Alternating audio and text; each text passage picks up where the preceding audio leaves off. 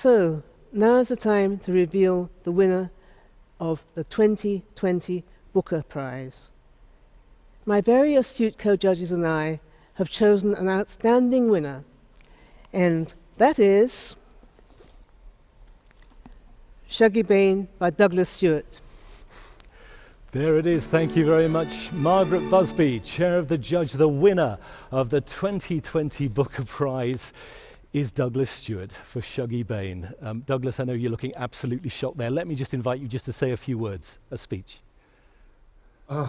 Sorry, I'm absolutely stunned. I didn't expect that at all.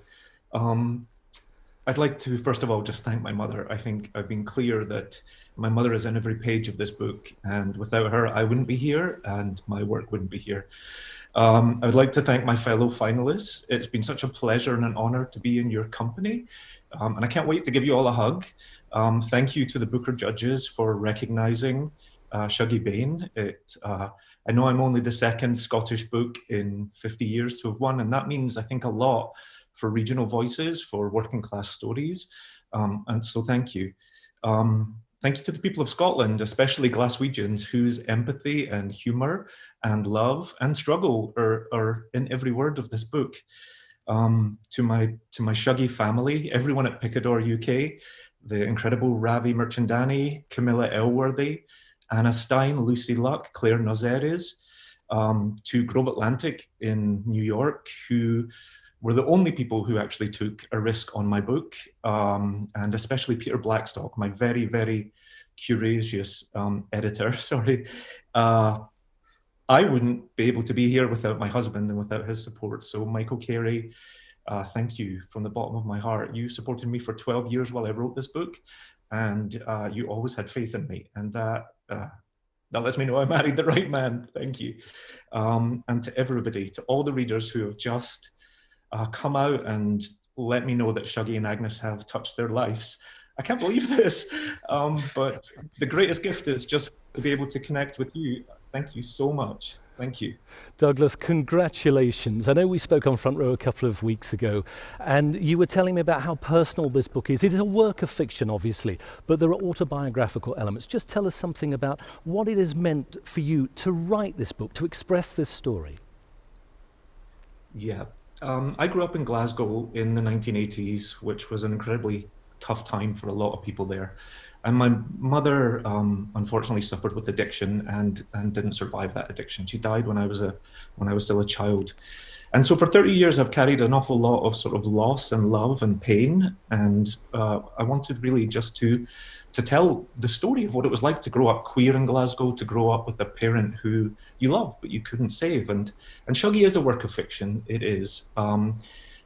But writing the book was incredibly healing for me. I think men from the west coast of Scotland are not ever expected to be able to express their feelings or their finer feelings. And so art is a great receptacle for that. And to be able to connect with people and to ask for empathy from readers, and they've really given it, has been just hugely cathartic. As you say, you lost your mum, as you say, Douglas, but I mean, what would this moment mean to her, do you think?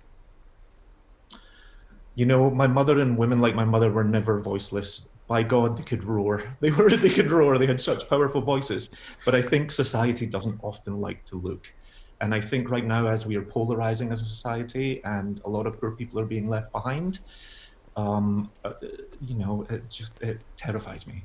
My mother would be thrilled. My mother would be absolutely thrilled. And I think she would be proud. As you mentioned, you know, the second Scottish book to win the Booker Prize. You're following on from James Kelman, How Late It Was, How Late. I think that's a book which is an influence on you, isn't it? One of your favourites?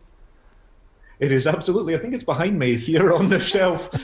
It is my Bible. And, you know, as Margaret and Bernadine were saying, when James won in the mid-90s, it was seen, Scottish voices were seen as something really disruptive and outside of the norm. And now to see Shuggie at the sort of the centre of it is, I can't express it. It's a book which doesn't always show Glasgow in the best light, but I think there's great affection for that city in this book as well, isn't there? There is, and the Glaswegian spirit is to tell things very bluntly, even if they're incredibly difficult things. But as much as there is violence in the book, there's enormous tenderness. As much as there's sadness, I hope there's a lot of humour, and that is the Glaswegian spirit.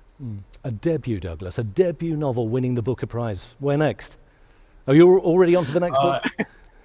Yes, I'm actually excited to tell you that hopefully we can tell you about that really shortly, but I'm writing about more love. I think I'm always looking for a sense of belonging in an isolated place. I love gentle souls in really hard situations, and so my second book is complete, and I can't wait to introduce you to the characters in it. It's complete. It's already written. It is already written. Yeah, I've been writing for a long time, actually, even as a debut novelist, and it's been about 14 years I've been working on this body of work, and it's just been in the past couple of months that people have gotten to know me and my work.